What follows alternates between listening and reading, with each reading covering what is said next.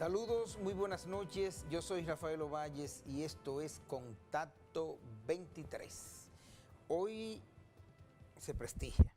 Tiene un gran expositor, un dirigente político que ha jugado un papel muy importante en todo lo que es el proceso democrático de la República Dominicana. El licenciado Atuey de Camps, presidente del Partido Revolucionario Social Demócrata. Señor de Camps, muy contento de tenerlo acá por primera vez en Contacto 23. Gracias, don Rafael Ovalle. El placer es mío de observar su desarrollo.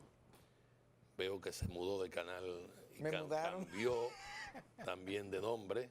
Así es. El canal, y le deseo el mejor de los éxitos. A Rafael Ovalle lo conocí hace tiempo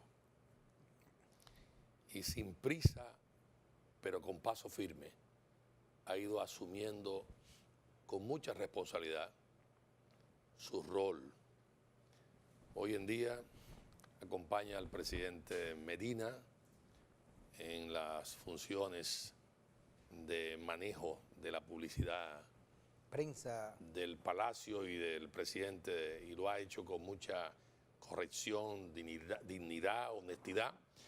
Y yo creo que jóvenes como él prestigian al periodismo nacional. Así que me siento muy complacido.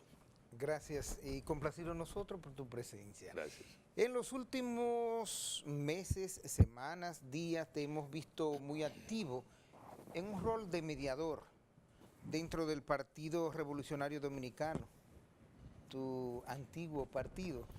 Esto nunca ha dejado de ser mi partido, porque yo no renuncié a ese partido. No renunciaste. No, yo formé el PRSD como una forma de garantizar los principios primigenios del PRD histórico.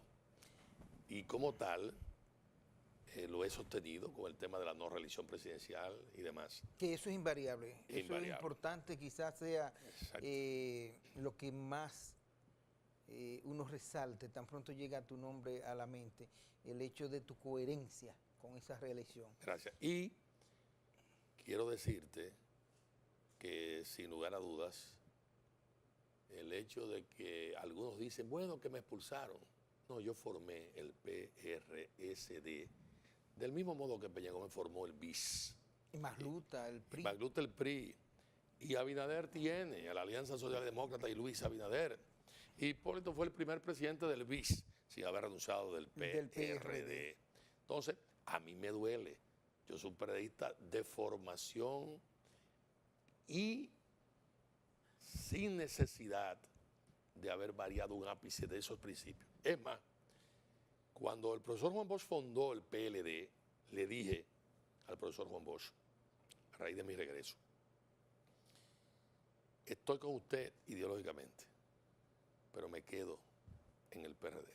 Y señalé, esta batalla usted la ganaba internamente si quería. Respeto su decisión.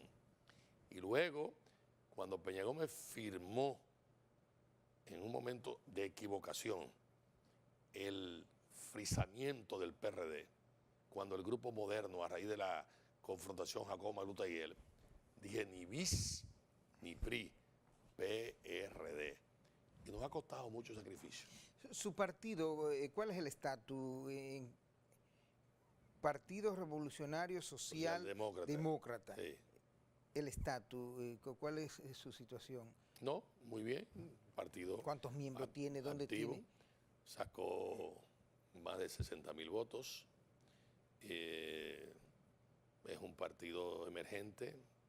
Estamos haciendo formación de cursos, de cuadros, mejor dicho, tanto en Santo Domingo como en Santiago, en Puerto Plata y en otros lugares más. Lo vimos recientemente en Nueva York también trabajando, sí, según la prensa. Estuve en la seccional del partido allá en Nueva York con el compañero David William, que es el presidente federal, aunque asistieron otros compañeros.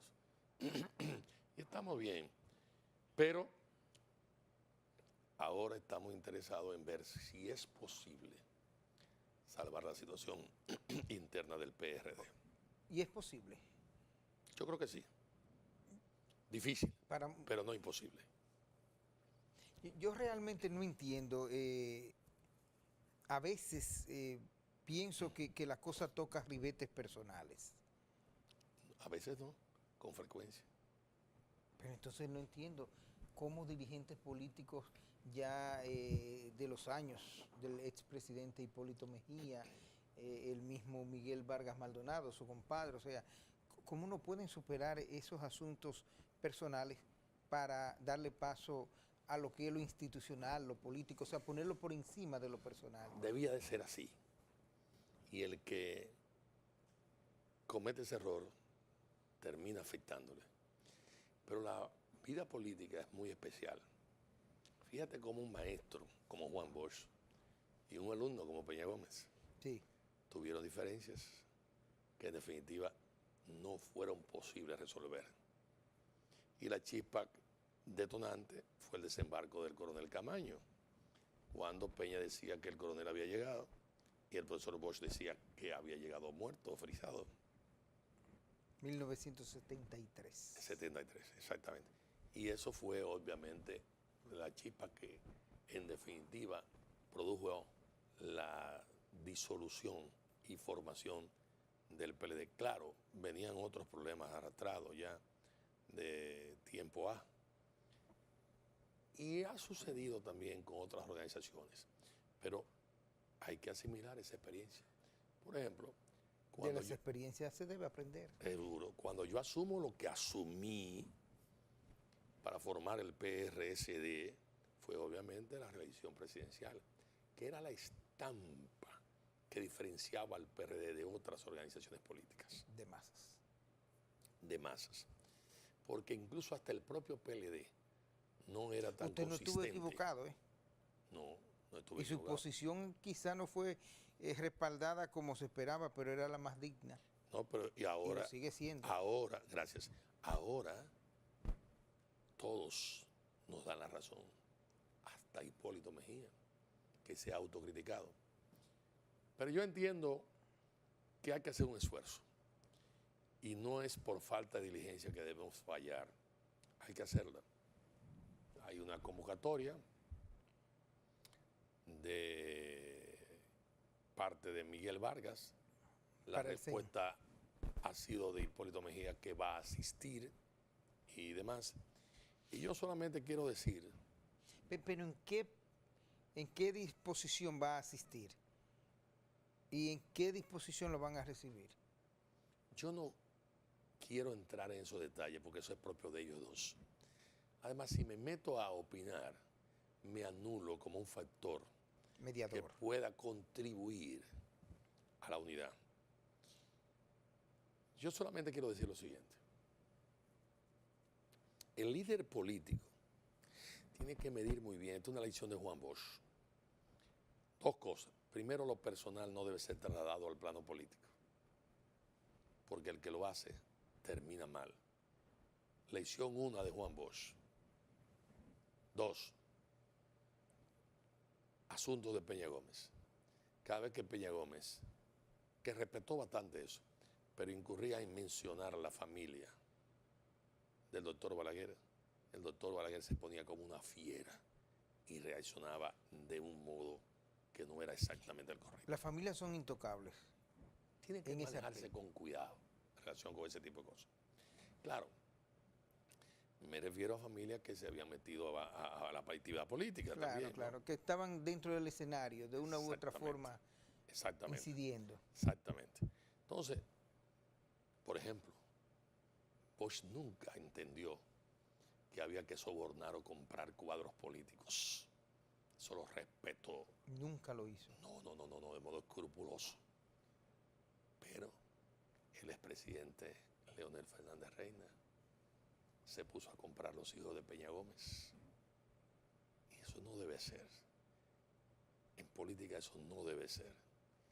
Ese ha sido un grave error del presidente Fernández, aun cuando haya justificado victorias. Eso por un lado. Usted defiende principios iniciales del PRD. Históricos, sí. Pero la política ha tenido un devenir muy penoso es así en mismo. muchas ocasiones.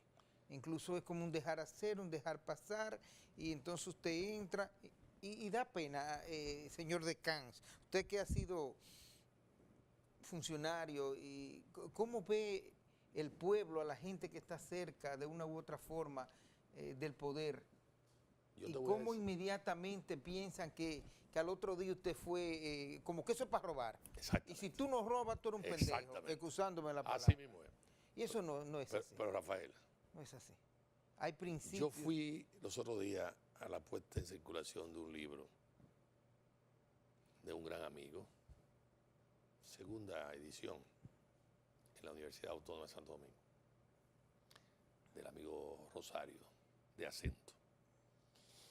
Y quiero decirte que pregunté sobre la dirigencia estudiantil y resulta que hoy todos los dirigentes estudiantiles tienen un sueldo en la universidad. Y los que no lo tienen lo buscan. Pero no, de modo... Ideológicamente, Pero no puede en ser. muchos casos son penosos. Pero no puede Esa ser. época de los 60, 70, 80 de ustedes, esos muchachos con esos conocimientos, con ese desarrollo, con esa capacidad política, eso dicta mucho de lo que estamos viendo ahora. Y como tú acabas de decir, desgraciadamente la política ha sido retorcida. Y hay algunas personas que viven de espalda a esos principios. Yo quiero reiterar mi reconocimiento público a las actitudes de Danilo Medina, que ha sido en gran parte para sensibilizar, humanizar, cristianizar la función presidencial y aquella visión faraónica del presidente, disminuirla y resaltar sectores productivos en términos nominales, aun cuando no están realmente rindiendo por razones económicas y demás. Casaberos, sembradores de jengibre, de yuca. Que es correcto y que no lo había hecho otro presidente. Esa es la pura verdad. Entonces yo quiero hacer ese reconocimiento a Danilo y del mismo modo que le pedí a Danilo que no cometiera el error del tema de la Bahía de las Águilas, con el vagabundo reformista que había Pío Guzmán, que estafó media humanidad y que increíblemente se repitió. El exdirector del Instituto Agrario Dominicano. Se repitió la sentencia Jaime Guzmán, una sentencia favorable. No digo porque yo la pedí, sino porque la pidió el pueblo. Claro. Danilo auscultó, escuchó y actuó y de modo correcto. Como también esta alza impositiva de las placas, que también Danilo ha postergado esa opción. Yo entiendo que hay cosas vitales, por ejemplo, y lo tengo que reconocer aquí públicamente ante ti, ante el país. Yo le dije a Hipólito Mejía en mi casa, siendo presidente, y a Miguel Vargas en Obras Públicas, no privaticen los peajes. La Avenida de las Américas la hizo Trujillo. La autopista Duarte la empezó Cáceres, la carretera Duarte. Vázquez la siguió Trujillo, la continuó Antonio Guzmán, Salvador Jorge Blanco, Joaquín Balaguer.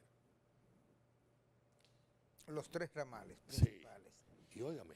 Invasión norteamericana. Exactamente. Y óigame, no hay derecho a que ese bien público sea privatizado. Del mismo modo en que Balaguer, con los recursos del pueblo dominicano, hizo la 6 de noviembre, usando a Marquito Jorge como constructor. ¿Cómo diablos Díaz Rúa y otros asociados caen en la barbaridad de la privatización para beneficiar a determinados grupos? Una especie de estafa colectiva, que dicho sea de paso, no tengo el placer de conocer al ministro Gonzalo Castillo, pero saludo la acción, aunque no comparta el hecho de que le hayan entregado $160 millones que dicho sea de paso, la tasa significa más de 6.000 millones a la tasa.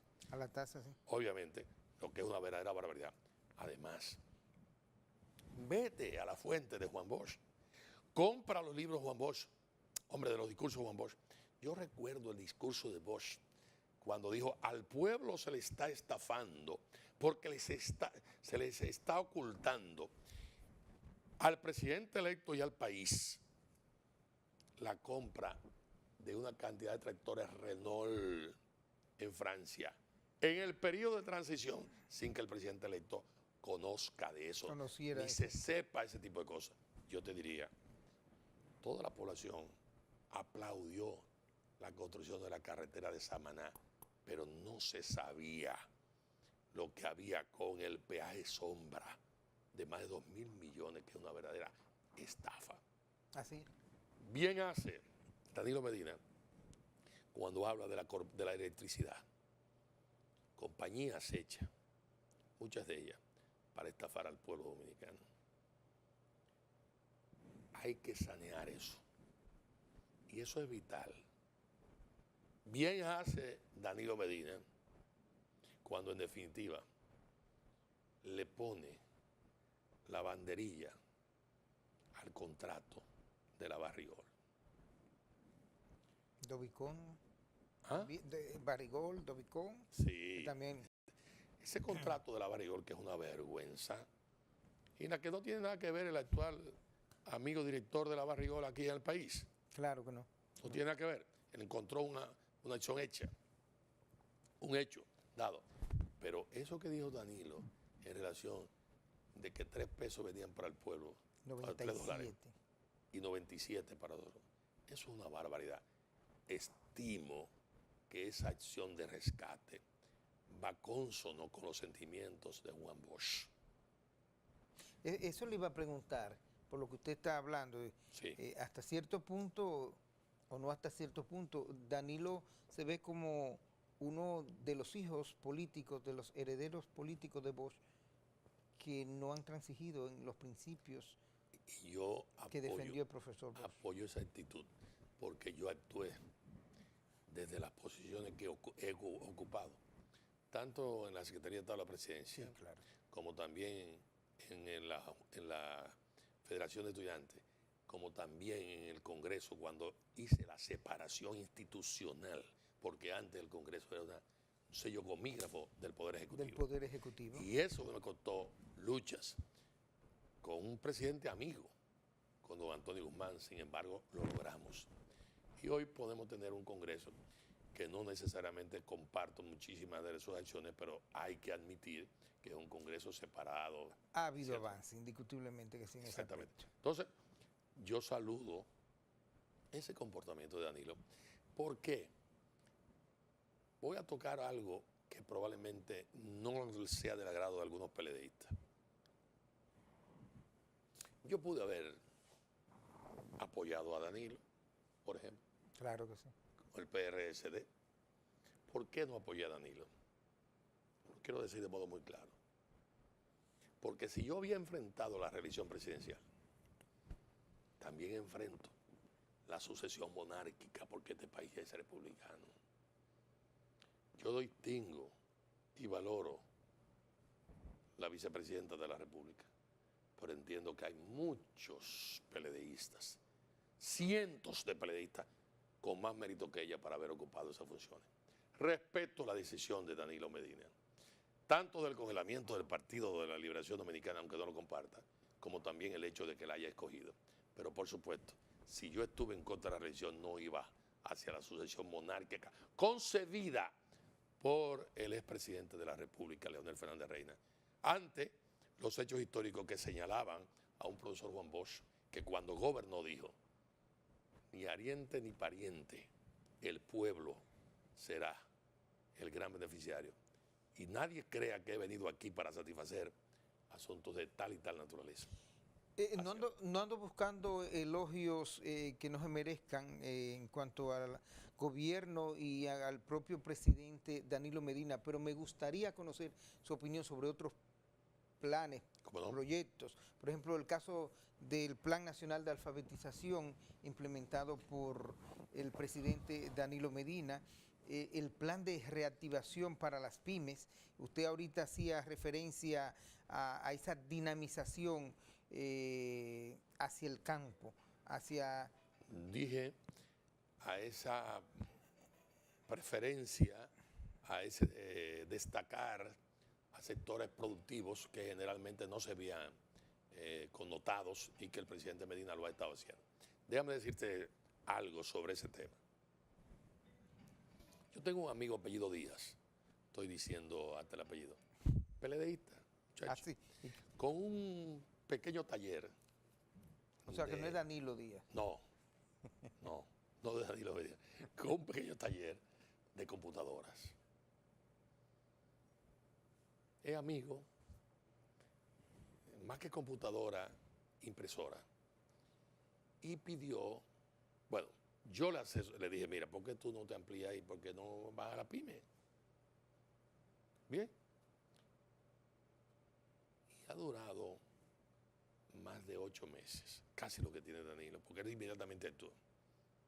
Y esos desembolsos de esa pyme del Banco de Reserva se han dilatado mucho. Porque él está por encima de $500,000. Sí. O sea, cae en el banco. Sí, el Banco de Reserva.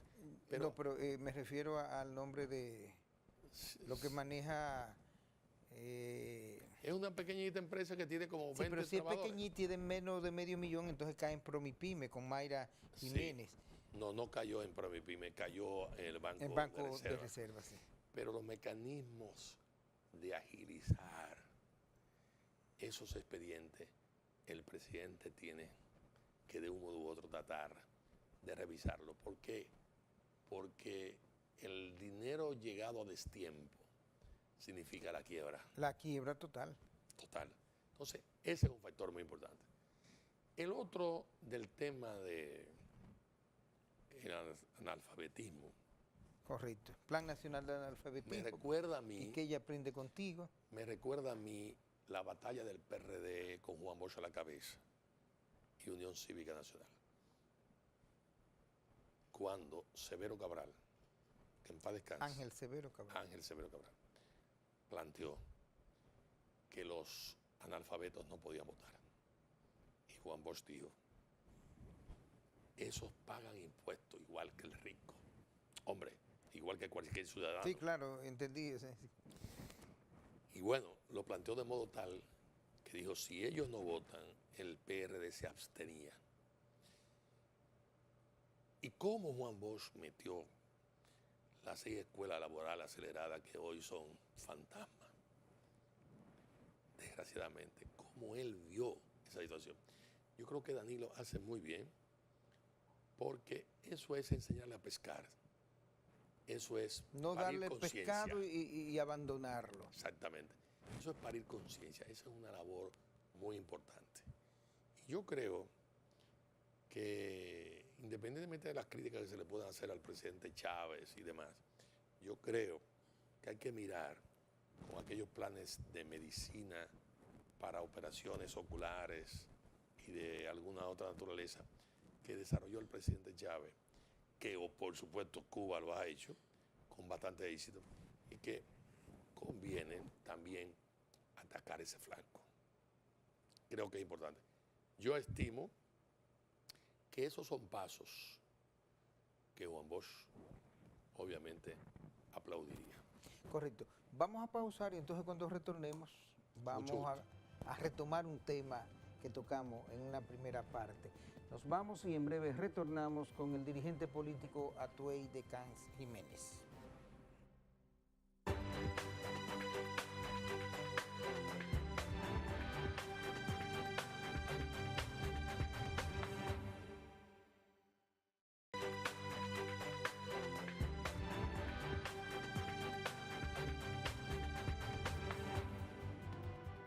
Continuamos en Contacto 23, hoy con la presencia del licenciado Atuey de Cans. Ya hemos hablado, hemos tocado, hemos conocido su opinión sobre algunas de las propuestas implementadas por el gobierno de Danilo Medina, pero a mí me gustaría seguir conociendo opiniones suyas sobre proyectos específicos. Otros aspectos. Por ejemplo, la carretera sur-norte, Santiago-San Juan, el caso de la Barquita, y hay algo que a mí particularmente me impresionó mucho conocer, y es el proyecto donde reubicarán los desplazados de las crecidas de las aguas del lago Enriquillo, Boque Cachón. Muy bien. Usted, como político de fuste, tiene el control de todo eso. Sí, conozco de mala zona y tengo ahí un amigo, el doctor Pérez, que su finquita ha sido ya tragada por las crecidas del lago Enriquillo. Y he visto al amigo Ricardo Boden, piloto, decir cómo se calibra un GPS en función de la altitud y cómo el lago Enriquillo, él, de un modo u otro, hacía vuelos rasantes, porque el lago Enriquillo está por debajo del nivel del mar. No recuerdo la cantidad de metros, pero sí conocía. Sí, es decir, tú no puedes desembocar el lago Enriquillo en el mar. Y si osara ser una desembocadura, un canal, lo que haría es que el mar se metería. Entonces, obviamente, por el subsuelo parece ser que se produce el aumento y el crecimiento de las aguas del lago Enriquillo. Aparte de que todo el mundo sabe que ahí está Salina, que están las minas de sal, yeso y otras de Barahona. Sí. De Barahona. Pues bien, la salinidad de esas tierras hace tiempo han estado demandando no solamente un lavado y recuperación de la misma, que los israelitas tienen mucha experiencia de eso, sino de cierto modo una reubicación. Y yo saludo esa reubicación. Me entero de que hay un plan también para crear una ciudad Juan Bosch. Correcto. Que yo creo que es una acción correcta y que tiene que ver también con el reubicamiento de la Barquita y de los moradores de la Barquita, que ya están reclamando también lo del otro lado y demás. Y saludo que el sector privado esté incorporado a través de este joven Cuesta. González Cuesta. José Ramón González Cuesta, saludo, porque indica que el sector privado también está cargando con una determinada responsabilidad. Está asumiendo, yo diría, un rol que es importante. Muy importante. Que es muy importante. Al igual que el empresariado, de una u otra forma está entrando y está entendiendo. Saludo toda esa participación. Y tengo que saludar los concursos. De las escuelas, de las obras. Por supuesto, gente que quedó sorprendida por primera vez de ganar concursos y demás. Sorprendido cuando uno iba y miraba tanto reformistas, PRDistas, PRSC, PRSD, todo. Pero es así.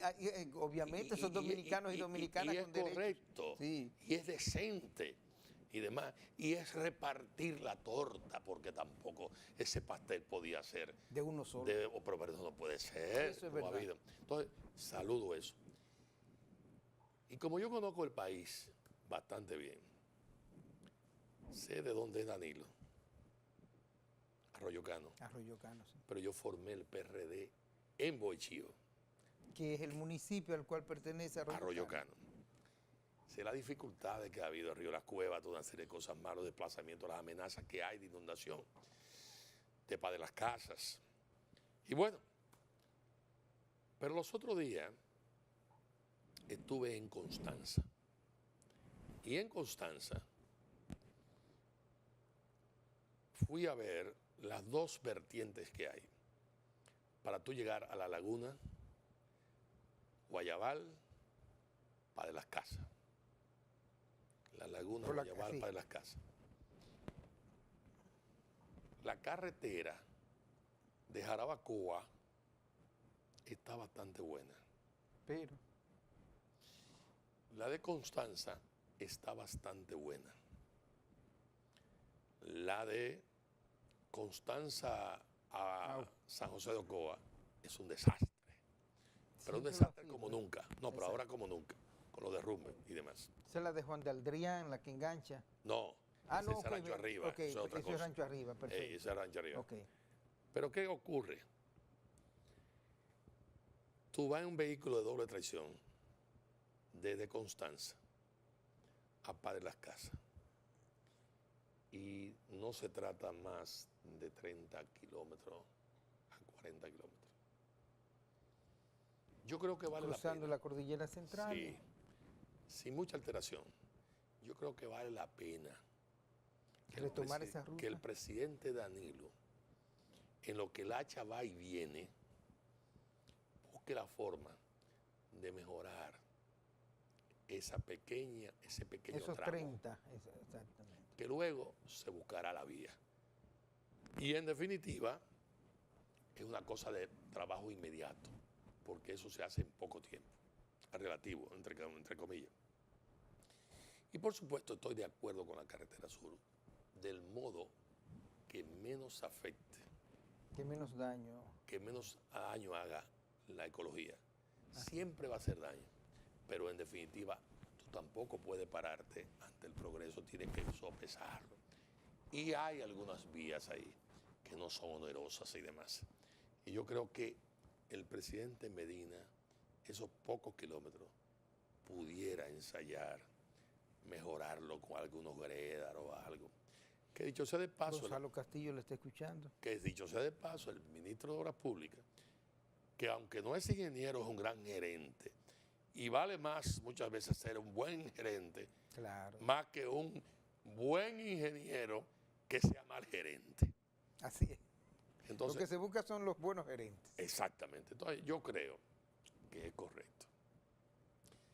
correcto hacer un esfuerzo y hacer ese tránsito. Otra cosa que yo quisiera un poco, pensando en altavoz, el tema de las relaciones con Haití. Casi todos los gobiernos. Muy de moda. Y sí, una relación muy conflictiva también tradicionalmente. Sí. Históricamente. Casi todos los gobiernos en campaña, los candidatos dicen que van a hacer y construir almacenes en la frontera para que puedan los comerciantes dominicanos y los comerciantes haitianos tener una relación sin necesidad de penetrar ambos territorios y demás. Esa es una gran fórmula para Pedernales, para Jimaní, para Elías Piña y para Dajabón. Esa es una gran fórmula y se puede y se debe hacer. Un día entrando yo, lo he comentado donde Joaquín Balaguer me dijo, cásese de gloria. Digo, ¿cómo así, presidente? Dice, coloque y proponga una ley en la que el haitiano que ingrese tenga que pedir un permiso a cada una de las provincias por las que pasa. Digo, presidente, yo acabo de entrar aquí a su casa y la alcantarilla que están haciéndola ahí con un contrato que usted asignó, lo están haciendo los haitianos. Usted escribió el libro al revés. Usted conoce el tema de la matanza, porque usted participó en términos de reparación jurídica. Claro. Usted sabe que ese no es el problema, doctor Balaguer, que hay otro tipo de cosas. Y yo digo que aquello que me planteó Balaguer se obvia cuando tú le colocas ahí la mercancía, entre otras cosas. Y se resuelven muchísimas cosas. Ojalá Danilo le prestara atención a esta parte que resuelve muchas cosas. Voy al tema ahora de las relaciones con Haití. Como dominicano, yo entiendo que si en este país hay corrompidos y corruptos y corruptores, en Haití los hay como la verdolaga, abundante en demasía. Que se reproduce rápidamente. El país sabe de lo que estoy hablando. Yo creo que hace muy bien el presidente de no desesperarse, sino buscar vías alternativas de colocación del producto nacional. O sea, además de Haití, buscar mercados. Exactamente. O sea, no depender de un solo. Venezuela. Correcto. Venezuela. Pero ahora estuvo también participando en la reunión del CARICOM, o sea, otros mercados del Caribe que le puedan permitir la negociación, eso es la correcto. colocación.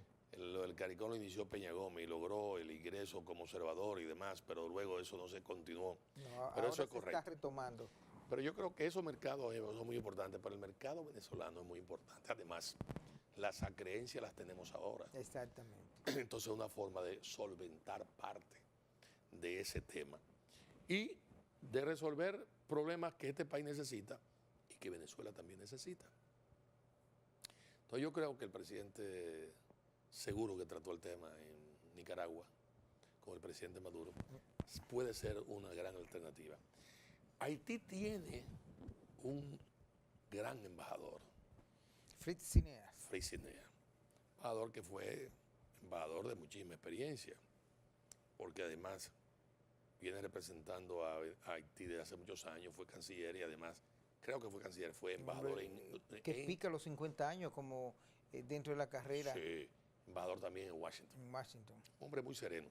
Claro, él no es responsable de la diablura que viven haciendo en Haití. Obviamente. En donde él tiene que mantener serenidad, dar el frente, la cara ante, obviamente, la representación de sus vecinos y demás. Pero el presidente Martelly no se ha movido bien. El presidente Martelly ha actuado de modo incorrecto, en mi criterio. Porque usted no puede aceptar que el presidente dominicano esté sembrando un árbol y al día siguiente salga en su terreno, salga con esta patraña. Eso no es correcto. Incluso el presidente dominicano aceptó una invitación prácticamente de última hora de él de sobrevolar el masacre. Fueron todas las ayudas posibles que se le pudieran dar desde acá, la que el presidente Danilo Medina le ofreció, almorzaron juntos. O sea, y esto es venir con este tipo de cosas. Al día siguiente, sobre todo. No, eso no puede ser. Claro, yo también tengo que hacer la autocrítica de la prensa dominicana, no que cometió el error, sino que funcionarios también empezaron a hablar del problema de la fiebre aviar, etcétera, etcétera, etcétera, y cómo cundió de cierto modo el pánico. ¿Cómo se manejó? Exactamente, o se manejó hasta que Naciones Unidas se manifestó diciendo que ese no era el problema. Entonces, ahora observo que Martelly lo que anda buscando es una medida impositiva para que el mercado binacional sea un solo día a la semana. Sí, y castrar un negocio que viene de vieja data y que va a ser muy difícil cambiar y modificar. Un asunto de intereses. Exactamente. Entonces, yo estimo que hace muy bien el presidente de la República buscando otro mercado, aun cuando el ministro Castillo de Industria y Comercio admite, José del Castillo hijo, admite que hay compra de haitianos y demás, tanto de huevos como de aves y de pollo. Pero hay que mantener mercados seguros. Y yo pudiera y no uno, mercados, como usted dice, justamente porque nada ni en lo personal puede usted depender de una sola decisión. Porque exactamente. Cuando la otra puerta cierra, entonces no hay salida. Cuando Aristide se volvió loco y criticó al país en Naciones Unidas, Balaguer le respondió de modo muy claro y obviamente le movió la coctelera en Haití. Sí. Luego vino la sacada de Aristide, en donde Balaguer fue un cooperador de ello. Vino el bloqueo de la frontera y yo recuerdo, porque fui a Haití, que los productos ya no eran dominicanos, sino que eran colombianos, puertorriqueños y también venezolanos. Ese es un mercado muy importante, que es un mercado que hay que mantener, el mercado haitiano, pero se requieren también diversificarlo. Es importante, eso es vital. Y el mercado haitiano es uno de los principales de República Dominicana. Se manejan 1.000 y pico de millones. Por supuesto. Anuales. Por supuesto que sí. Y demás. Y hay que preservarlo. Ahí la importancia de la actitud tomada por el presidente Danilo Medina. Correcto. Además, República Dominicana y Haití tienen matrimonio sin divorcio. Exactamente. Porque ¿para dónde van a coger? Hay que entender. Salvo que un desorejado de eso se ponga a decir que no van a fusionar. Misión imposible. Totalmente. Por un problema de Dos tipo cultural. culturas totalmente Claro. diferentes. Vamos a pausar de nuevo y entonces ya para entrar en la recta final de Contacto 23 con el licenciado Atuey de Cans.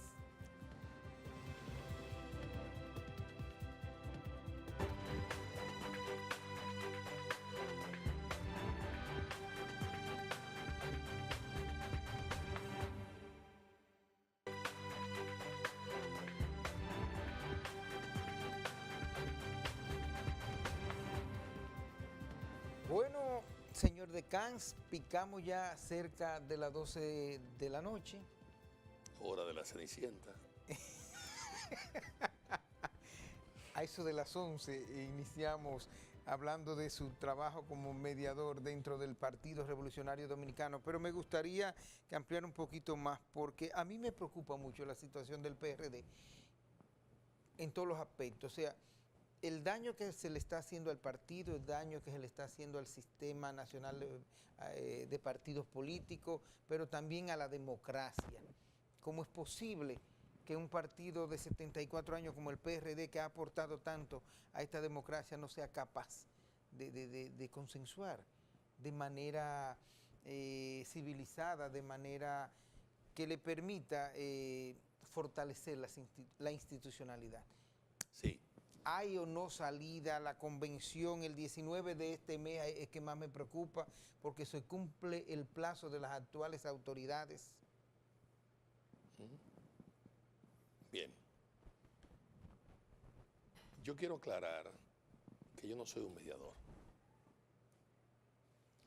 Yo puedo ser un cooperador para ver si se puede arrimar a una solución. Mediadores han sido, el mediador para antonomasia de este país, nadie se lo puede regatear a Monseñor Agripino Núñez Collado. A Rafael Herrera en primero. Bueno, pero ya no están vivos. Rafael Herrera es una estrella, pero Monseñor Agripino Núñez Collado. Y ellos, y el cardenal también han cooperado. Pero solicitado por Hipólito Mejía, que me pidió que yo hiciera un esfuerzo por conversar con Miguel Vargas Maldonado. Conversé con Miguel Vargas Maldonado en el Vesubio 2. Y ese mismo día hablé con Hipólito Mejía en mi casa. Habían toda una serie de propuestas, al parecer, y algunos planteamientos, con lo que conversé con ambos. Ahora bien, estuve recientemente fuera del país y en una reunión con algunos compañeros vi el grado de radicalización que hay. Y eso no es saludable. Ahí es que está. Eso es malo. ¿Por qué? Voy a ser muy crudo a esta hora de la noche. Una compañera dijo, cuyo nombre no voy a decir, a tal compañero lo que hay que hacer es pegarle un tiro. Dios mío. Y yo le dije a esa compañera. Pero qué política, qué insensatez. Sí. Y yo le dije a esa compañera, mira, me parece una buena fórmula. Pégale el tiro. Ahora, no es a mí a que me van a acusar como el que le pegó el tiro. Lo que a quien van a acusar es al mayor beneficiario de quien pegó el tiro. Y los dos se van. Así es. Obviamente la compañera reculó, echó para atrás. Y los compañeros todos que estaban ahí dijeron, no, compañeros, eso es un error. Efectivamente. Digo, no creo que de Miguel esté en eso, ni Hipólito esté en eso. Jamás. Entonces, en esa dirección, yo hago un llamado a las partes envueltas a hacer concesiones, a preservar el partido. Yo he visto como si fuese una película, ¿no? Ajá. Cómo compañeros, en definitiva, envejecen fuera del poder por errores cometidos en la dirección, obviamente, de la cosa del partido. 6 derrotas en línea después del tema de la reelección presidencial y después también del tema de la oxigenación que hizo mi amigo y compadre Miguel Vargas Maldonado, cuando aireó, oxigenó tanto al presidente Fernández como a Hipólito Mejía. Yo entiendo... Con el famoso acuerdo de las corbatas azules. Entonces yo entiendo que obviamente hay que procurar fórmulas para disminuir y reducir a su justa dimensión todas aquellas contradicciones que no son antagónicas y que de algún modo u otro el proceso convencional tiene que llegar, pero el proceso tiene que llegar, por supuesto, respetando las instituciones, pero básicamente dialogando. No se puede mantener el rompimiento del diálogo. Miguel e Hipólito. Eso es primordial. Hipólito y Miguel deben de continuar el diálogo.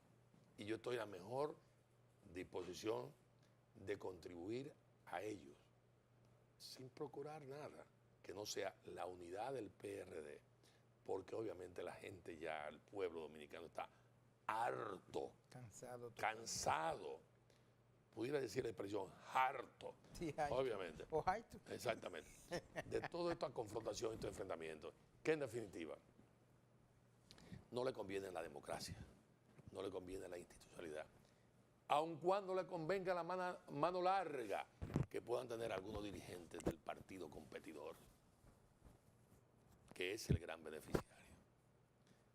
No así exactamente. El gobierno se ha quedado sin oposición por la incapacidad, por la falta, por la radicalización, por la falta de consenso. Así mismo es. Por la falta de reflexión. Exactamente. Pero, exactamente. Y un partido que es el partido mayoritario se está disminuyendo. Totalmente. Exactamente.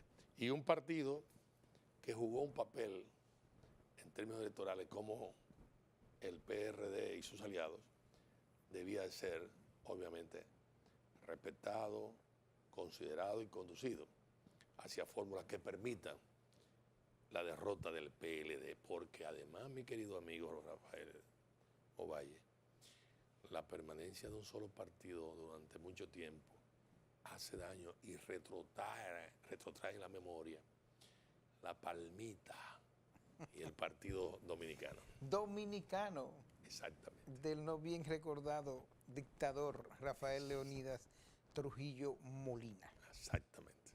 A tú y nada, un placer nuevamente decirte que Contacto 23 es tuyo. Hacía tiempo que estaba detrás. Sé que pronto estarás de nuevo con nosotros. Un placer compartir contigo en este magnífico programa. Gracias a él y gracias a ustedes por compartir esta hora de Contacto 23. Invitación para mañana a las 11 de la noche. De nuevo en Telefuturo Canal 23, Rafael Ovalles.